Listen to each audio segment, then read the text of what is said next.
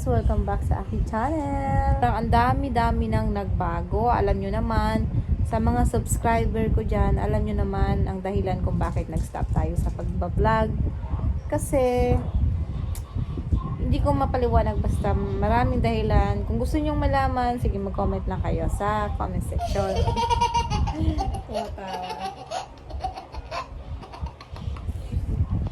Ang pinakauna dahilan kung bakit medyo naglaylo tayo sa ating YouTube channel kasi baga wala na tayong time ba.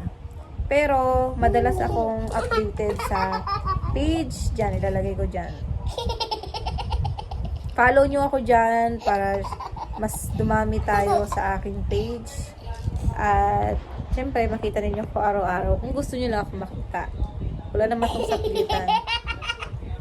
At ngayon, yung update, ang tindahan natin ay naka-stay pa naman yan dyan.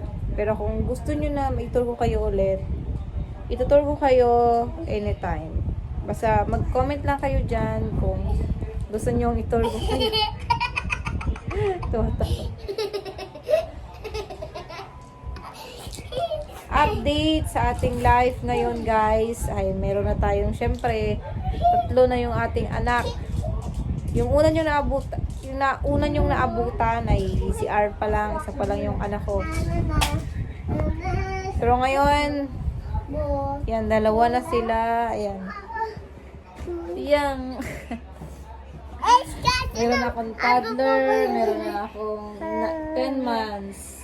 Kaya medyo ano tayo sa ating mga medyo busy ng konti. Pero inulit ko, update tayo sa aking page. Follow nyo ako ilalagay ko diyan. So yun lang. Bye!